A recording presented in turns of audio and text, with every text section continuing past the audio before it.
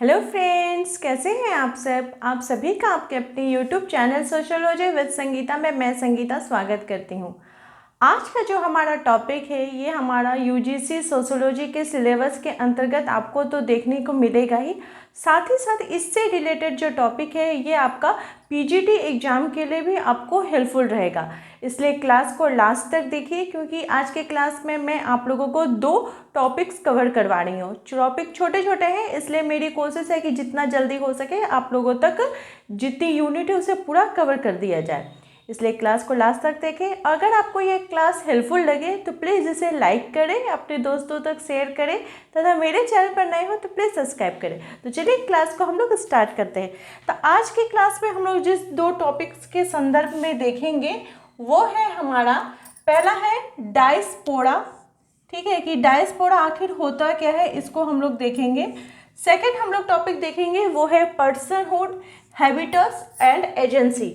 ये दोनों जो टॉपिक है ये हमारा यूजीसी नेट सोशियोलॉजी के सीरीज पे में न्यूली ऐड हुआ है, और न्यूली ऐड होने के कारण अभी करंट के अगर बात की जाए तो ये दोनों टॉपिक से भी क्वेश्चन पूछे जाते रहे। तो चलिए इन दोनों टॉपिक को हम लोग कवर करते हैं। तो सबसे पहला है डायस्पोरा, यानी प्रवासी किसे कहते हैं। जैसे नाम से ही पता चल रहा है कि वैसे लोग जो कि अपने देश को, अपने राज्य या अपने क्षेत्र को छोड़ के किसी दूसरे देश में या किसी दूसरे राज्य में चले जाते हैं तो उन्हें प्रवासी कहा जाता है। अब यहाँ पे एक बात आती है कि वे आखिर अपने देश, अपने राज्य को छोड़कर एक जगह से दूसरी जगह किस लिए जाते हैं।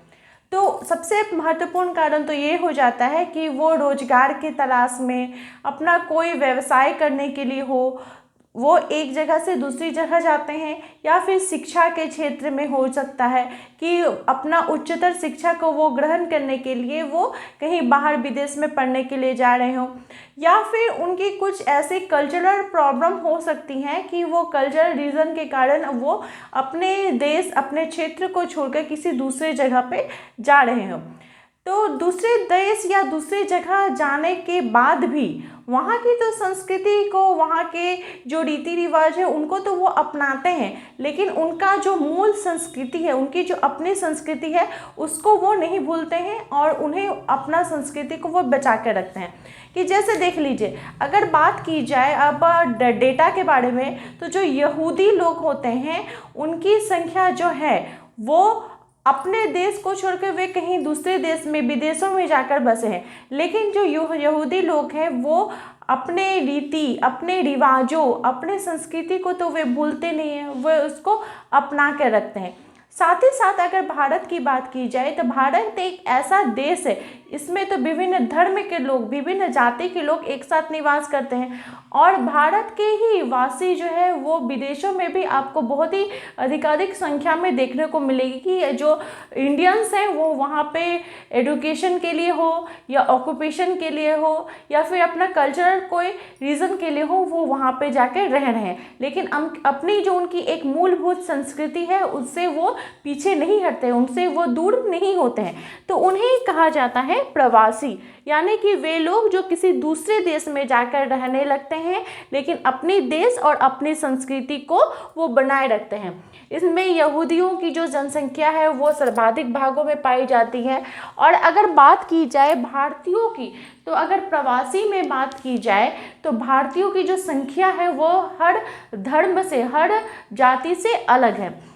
चलिए अब हम लोग सेकंड जो हमारा टॉपिक है उसको देखते हैं। इसके अंतर्गत हम लोग पर्सनहुड, हैबिटस एंड एजेंसी को देखेंगे। एक एक करके इन तीनों पॉइंट्स को हम लोग समझने का कोशिश करेंगे कि आखिर ये है क्या। तो पर्सनहुड, जिसे कि हिंदी में बोला जाता है व्यक्तित्व, यानी कि हम एक इंसान के रूप में कैसे हैं, हमारा जो व्यक्तित्व है वो कैसा है, हम किसी दूसरे के दुख दर्द को समझ सकते हैं कि नहीं, हमारे अंदर इमोशंस है कि नहीं, हम जो है अगर दूसरे को कोई कष्ट होता है या दुख होता है तो उसकी सहायता करते हैं कि नहीं। तो इसी के बारे में कौन बात करता है, तो पर्सनहुड बात करता है। और ये क्या बात करता है कि व्यक्ति जो है, हम जो मनुष्य है वो हम सामाजिक प्राणी है कि नहीं। सामाजिक प्राणी किस प्रकार से होंगे, तो हम एक दूसरे के दुख दर्द में सहयोग करेंगे, एक दूसरे के खुशी गम में साथ देंगे, और हम जो दूसरे व्यक्ति के साथ संपर्क में आएंगे तो किस प्रकार से आएंगे, एक इंटरेक्टिव के माध्यम से, एक ह्यूमन के द्वारा कैसे हम एक दूसरे को मदद कर सकते हैं, यही पर्सनहुड की बात करता है। इसके बारे में अगर बात की जाए तो सबसे पहले जो इसकी बात की थी वो की थी जस्टिस ब्लैकमैन जी ने।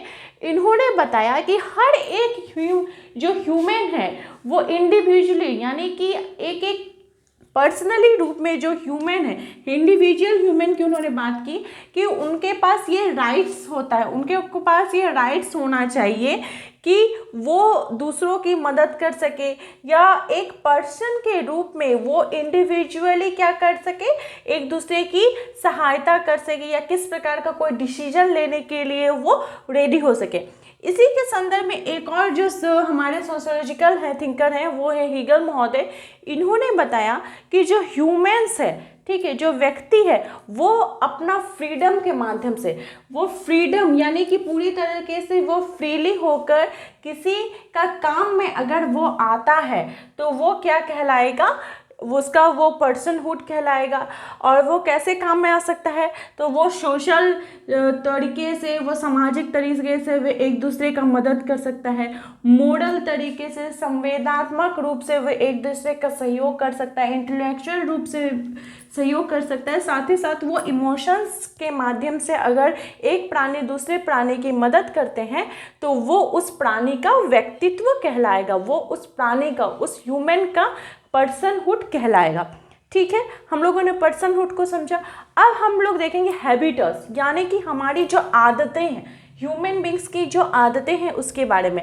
तो इसकी बात सबसे किन्होंने की थी, तो बोर्दियो महोदय जी ने की थी। उन्होंने बताया कि हम जितने भी पर्सन्स हैं सबका एक अपना एक क्लास है, यानी कि सबका एक वर्ग है। उन्होंने मेनली इस थ्योरी को प्रयोग किया था, जो उच्च वर्ग के लोग हैं एवं निम्न वर्ग के जो लोग हैं उनके बीच अंतर स्पष्ट करने के लिए उन्होंने हैबिटस का प्रयोग किया था। कैसे कि देखिए, जो भी उच्च वर्ग के या हायर क्लास कल्चर के, हायर क्लास के जो लोग होते हैं उनकी जो आदतें होते हैं, उनका जो रहन सहन होता है, उनका जो पहनावा होता है, खान पान होता है, वो निम्न वर्ग से अलग होता है। ठीक है, फिर अगर निम्न वर्ग के लोगों के बारे में अगर बात की जाए तो उनका उठना बैठना, रहन सहन जो होता है वो हायर क्लास से अलग होता है। आप उनके स्टैंडर्ड को, आप उनके स्टेटस को देखकर ही आप डिफाइन कर सकते हैं कि हाँ ये हायर क्लास का है, ये लोअर क्लास का है।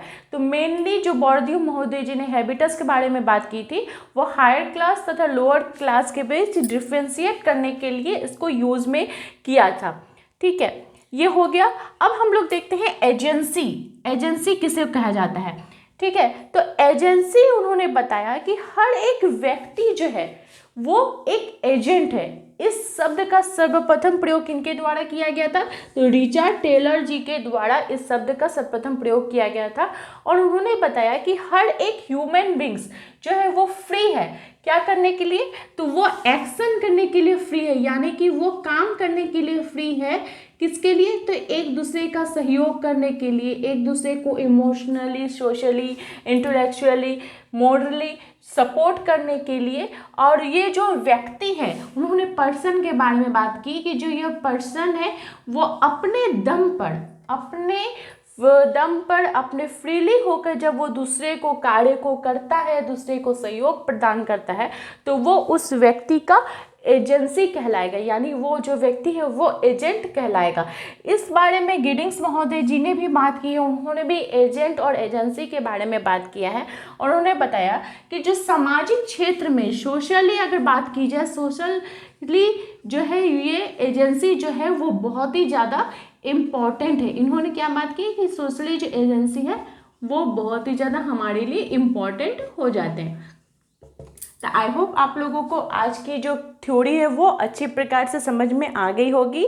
ठीक है, जहाँ पे डायस्पोरा जो है वो एक व्यक्ति का दूसरे देश में जाकर रहना, लेकिन वहाँ की संस्कृति को अपना के साथ ही साथ अपने संस्कृति को अपनाने के बारे में बात करता है। पर्सनहुड में व्यक्ति के व्यक्तित्व के, उसके पर्सन के, उसका जो पर्सनली जो उसका चरित्र है उसके बारे में बात करता है। हैबिटस हमें हमारी आदतों के बारे में बात करता है कि हमारी जो आदतें हैं हम किस प्रकार से सोशली रूप में, मोरली रूप में या इंटेलेक्चुअली या इमोशनली रूप में किसी व्यक्ति की मदद कर सकते हैं। इंडिविजुअली जो ह्यूमन होता है उसकी मदद कर सकते हैं, उसके बारे में हमारे हैबिटस बात करता है। और एजेंसी हमें बताता है कि हर एक व्यक्ति जो है वो एजेंट है। क्यों है? क्योंकि व्यक्ति जो है वो फ्री है और वो अपने दम पर, अपने काम के बलबूते पर एक व्यक्ति की मदद कर सकता है। तो आई होप आप लोगों को आज की क्लास से हेल्पफुल रही होगी। अगर आपको आज की क्लास हेल्पफुल लगी तो प्लीज़ अपने दोस्तों से ज़्यादा से शेयर करें। मेरे चैनल पर नए हो तो प्लीज़ सब्सक्राइब करें। अगर आपकी कोई भी क्वेरीज है तो प्लीज़ मुझे कमेंट करके बताएं। मेरे चैनल के साथ बने रहने के लिए आप सभी का थैंक यू।